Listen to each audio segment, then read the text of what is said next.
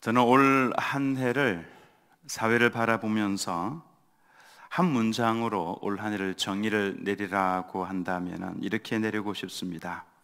악이 횡행하나 감당할 능력이 없도다.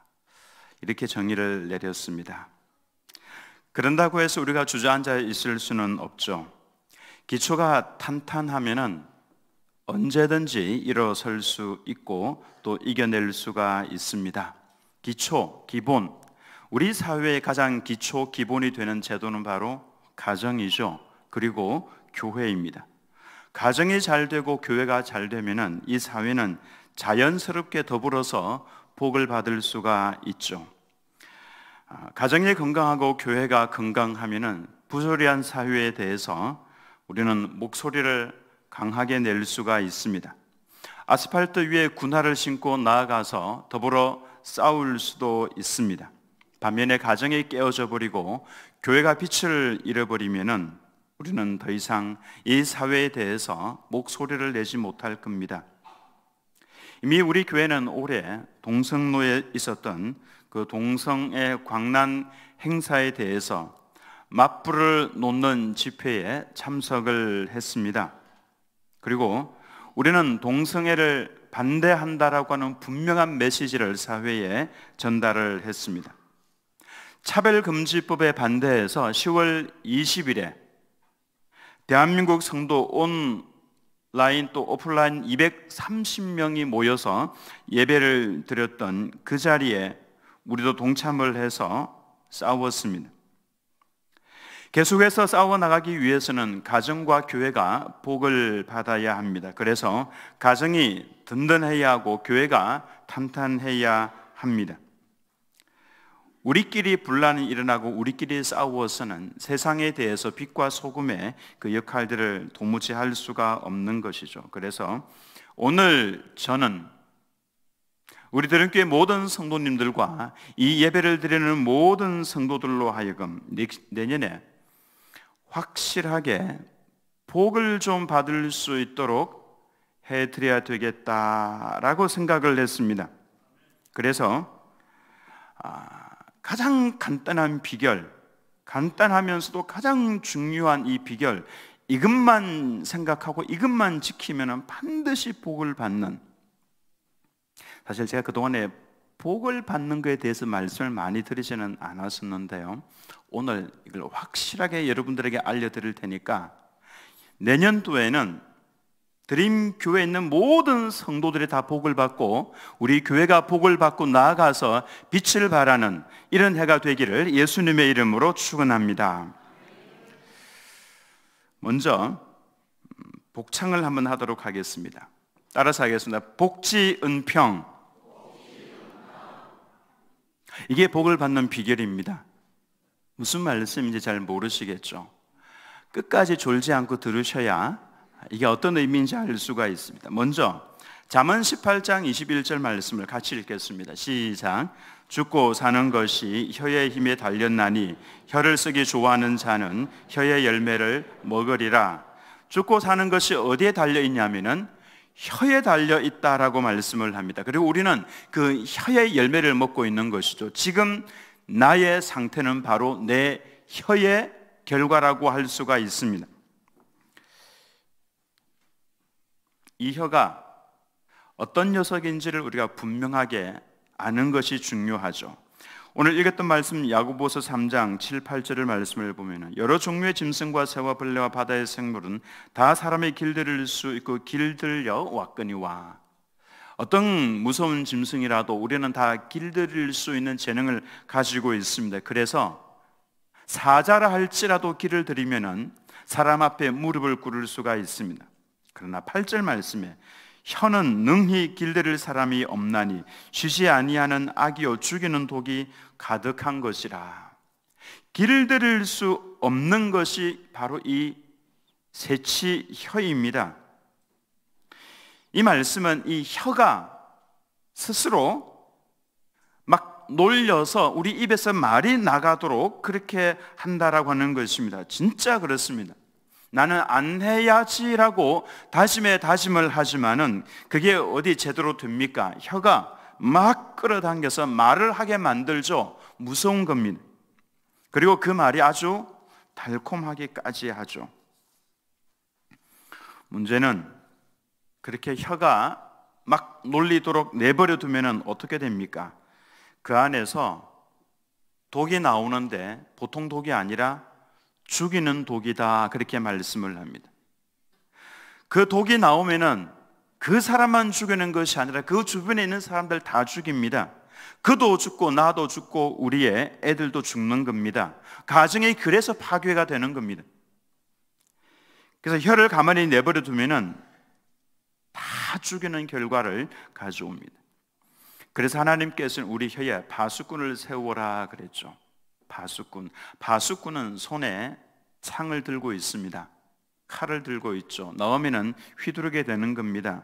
그래서 사실은 우리가 옆에 있는 성도를 살리기 위해서라도 파수꾼이 되어줄 수 있어야 합니다. 만약에 아빠가 이 사망의 독을 내뿜으면은 어떻게 해야 됩니까? 옆에서 아빠 하고 불러줘야 돼요. 그때는 여보 그러면 안 되고요. 여보 이렇게 막 불러줘야 됩니다. 그래서 파수꾼 역할을 해서 그 입을 다물 수 있도록, 멈출 수 있도록 도와줄 수 있어야 합니다. 우리 성도들끼리 모였을 때에 저 말은 독이 되는 말인데 이런 생각이 되면은 집사님하고 말씀을 해주셔야 돼요. 그래도 못 알아들으면은 여놈 이렇게 해주셔야 돼요. 이 입술이 조심할 수 있도록 파수꾼 역할을 해주어야 합니다. 자, 하지 말아야 될 것 몇 가지가 있습니다. 이 입술로 하지 말아야 할 것. 일단 사실이 아닌 것, 추측하고 있는 것, 추측해서 하는 말은 안 하는 것이 좋습니다. 우리가 실수가 많지만은 그럼에도 꼭 알고 계셔야 합니다. 사실이 아닌 것을 이야기하다가 그게 들통이 나면은 사람은 이미 죽었고 또 나도 사람 역할을 못하게 되는 겁니다. 사실이 아닌 것은 말하지 않는 것이 좋아요. 저는 너무 많이 들어왔습니다. 그리고 추측해서 함부로 말씀을 안 하시는 것이 좋습니다. 웬만하면 침묵하는 것이 좋습니다. 그래서 침묵은 금이고 수단은 꿀이다. 수단은 꿀입니다. 침묵하는 것이 좋고요. 웬만하면 침묵하는 것이 좋고, 토론을 할 때는 괜찮습니다. 토론을 할 때는 막 침튀기고 하면서 말씀을 해도 괜찮지만은 남을 헐뜯는 것은 안 하는 것이 좋습니다. 다 같이 시편 34편 12, 13절 말씀 읽겠습니다. 시작. 생명을 사모하고 연수를 사랑하여 복받기를 원하는 사람이 누구뇨? 내 혀를 악에서 금하며 내 입술을 거짓말에서 금할지어다. 복받기를 원하는 사람이 누구냐라고 하면서 답을 알려줍니다. 네 혀를 악에서 금하며 네 입술을 거짓말에서 금할지어다. 거짓말에서 금하는 것이 복이다라고 하는 것이죠. 사실 우리가 이게 다 알고 있습니다. 그리고 또 하지 말아야 할 것이 있는데요, 이게 굉장히 조심해야 할 부분입니다. 바로 원망입니다. 민수기 14장에서 이스라엘 백성들이 막 하나님 앞에 불평하고 원망합니다. 우리가 차라리 애굽에서 죽었더라면, 그리고 이 광야에서 죽었다면 좋았을 것을 이라고 하면서 밤새도록 울죠. 하나님을 원망했습니다. 그때 하나님께서 하신 말씀이 있죠. 특별히 이 원망하고 불평하는 것은 정말 조심해야 됩니다. 민수기 14장 27절에서 28절 말씀을 보면, 나를 원망하는 이 악한 회중에게 내가 어느 때까지 참으랴? 이스라엘 자손이 나를 향하여 원망하는 바 그 원망하는 말을 내가 들었노라.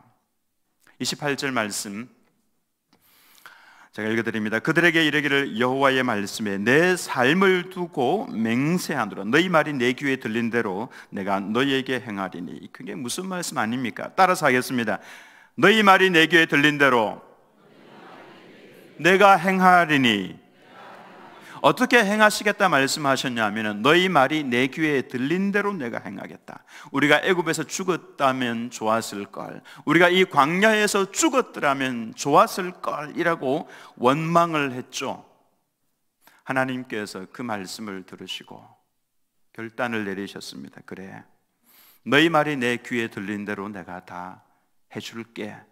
그래서 20세 이상 되는 모든 이스라엘 남자들은 여호수아와 갈렙 두 사람을 제외하고, 원망하지 않았던 두 사람을 제외하고 모든 사람들이 광야에서 다 죽을 때까지 하나님께서는 광야를 떠돌게 하셨습니다. 이스라엘 백성들이 전쟁에서 죽었던 숫자보다도 불평하고 원망하다가 죽은 숫자가 훨씬 더 많습니다. 이게 바로 우리가 하지 말아야 될 일입니다. 거짓말과 그리고 원망, 불평하는 것, 이 두 가지는 하지 말아야 합니다. 우리가 복을 받으려면 시편 1편에 보면 나오죠.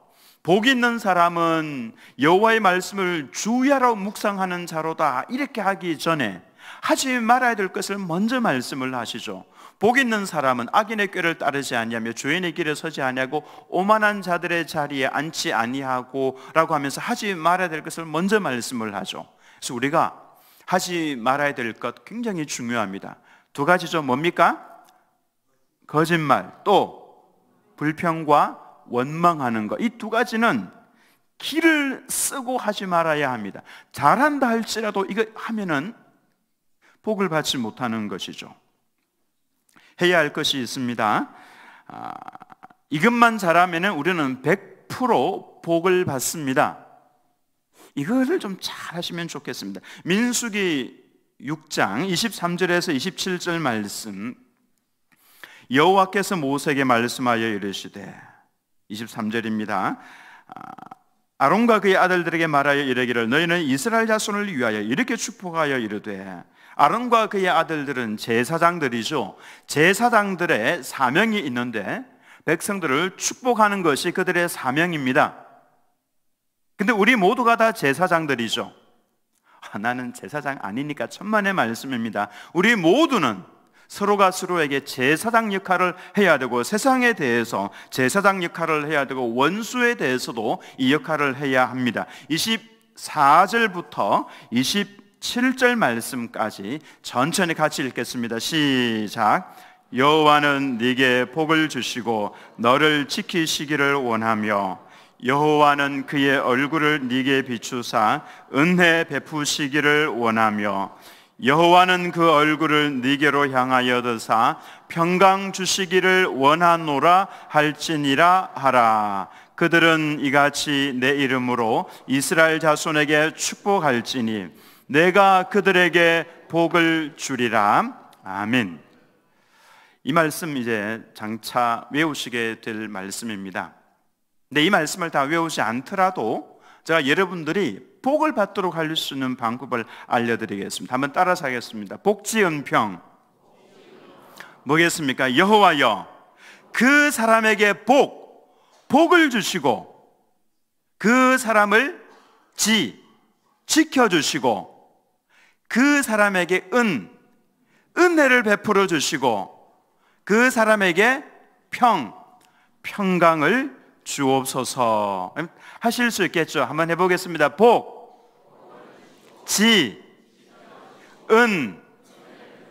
평. 저 사람을 위해서 내가 무슨 복을 빌어주면 좋을까? 성경 말씀이 하는 대로 하면 가장 편안하고 가장 간편하고 가장 정확하다고 할 수가 있습니다.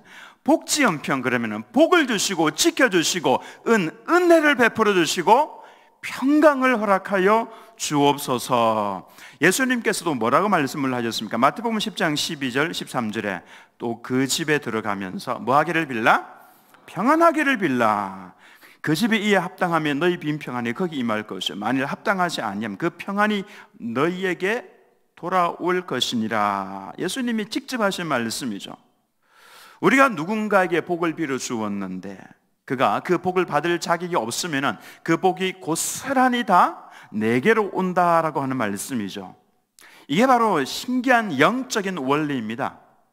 세상 사람들이 이걸 모르죠. 근데 하나님의 백성들이 이걸 알아야 합니다. 내가 축복을 해주면 그 축복이 그 사람에게 임하기도 하지만은 그 사람이 받을 만한 자격이 없으면은 그 복이 다 내게로 오게 되어 있습니다.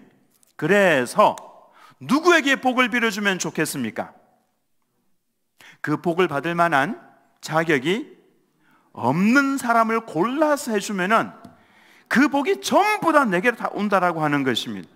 그러면 그 복을 받을 만한 자격이 없는 사람이 누굽니까? 악한 사람들이죠.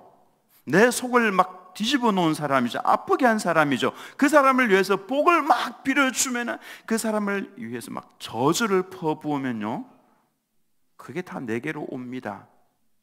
저주를 하면은 저주가 그 사람에게 가는 것이 아니라 내게로 오는 것이죠. 그래서 우리는 예수 믿는 사람은 절대로 저주를 해서는 안 되는 겁니다. 나로 인해서 다른 사람이 복을 받으면 얼마나 좋습니까? 나 복을 받지 못한다 할지라도 내게로 돌아오니까 얼마나 좋습니까? 시편 35편 11절에서 13절 말씀, 불의한 증인들이 일어나서, 약한 사람들이죠. 내가 알지 못하는 일로 내게 질문하며, 내가 하지도 않았고 내가 그 말 하지도 않았는데 네가 하지 않았냐고 이렇게 막 질문을 하고 있는 거죠. 그래서 내게 선을 악으로 갚아 나의 영혼을 외롭게 하나. 나는 선을 행해 주었는데 그 사람은 내게 악으로 갚아요. 이런 악한 사람이 어디 있습니까? 그래서 나를 고립시키고 내 영혼을 외롭게 했습니다.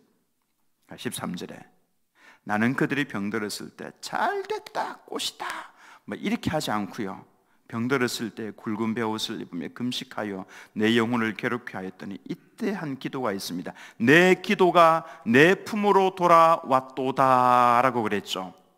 내 기도가 내 품으로 돌아왔던, 만약에 내가 저주를 퍼부었으면 그게 저주가 내게로 돌아올 것인데, 내가 그 사람에게 이 복을 빌어주었다면 그 복의 구체적인 내용은요, 하나님께서 제사장들에게 명확하게 말씀을 해주셨습니다. 복지은평이죠. 한번 더 해보겠습니다. 복은 뭡니까? 복을 주시고, 지는요 지켜주시고, 은은요 은혜를 베풀어 주시고, 평은요 평강을 허락해 주옵소서. 불의한 증인이 일어나서 나를 향하여서 대적하면서 나를 외롭게 하고 괴롭게 하고 정말 나를 힘들게 만들었는데, 그때가 기회다라고 하는 것입니다. 무슨 기회입니까? 그 원수 같은 놈을 향해서 엄청난 복을 빌어줄 수 있는 기회라고 하는 것입니다. 그래서 그때 어떤 기도를 해야 되냐면, 하나님, 저 죽일 놈이라 그러지 마시고요, 저 복 받을 놈에게 복을 주시고 저 사람을 지켜주시고 저 사람에게 은혜를 베풀어 주시고 저 사람에게 평강을 허락해 주옵소서. 그러면은 그 복이요 전부 다 내게로 돌아온다라고 하는 것입니다. 이게 성경의 원리입니다. 하나님께서 복을 받는 사람들은요, 이와 같은 일들을 통해 가지고 복을 받도록 해주신다라고 하는 겁니다. 무디 목사님이 자주 인용하셨던 예화가 있는데요, 참 무디 목사님 늘 긍정적으로 보시고 늘 좋은 말씀하시고, 그래서 성도들이 복을 받도록 그렇게 예화도 그렇게 들어주셨어요. 한 소년이 마음에 들지 않는 친구로 인해서 속이 상했습니다. 그래서 어느 날 숲속에 들어가서 산에 올라가서 자신이 미워하던 그 친구 앞에서 말하지 못했던 것을 외쳤습니다. 나는 네가 싫어, 나는 네가 싫어. 그랬더니요, 사방에서 나도 네가 싫어, 나도가 아니죠, 나는 네가 싫어. 그 메아리가 되어서 돌아오니까 이 어린 아이가 너무 무서웠습니다. 그리고 너무 막 가슴이 아파서 울면서 집으로 돌아왔습니다. 그리고 엄마에게, 엄마, 숲속에 갔는데 나쁜 사람이 숨어 있어. 그 사람이 자꾸 나보고 싫다고 그래. 엄마가 이 소년을 데리고 산으로 다시 갔습니다. 이제 나는 너를 좋아해 라고 소리쳐봐. 그러자 메아리가 다시 들려왔습니다. 나는 너를 좋아해. 어리둥절해하고 있는 아들에게 엄마가 이렇게 말해 주었습니다.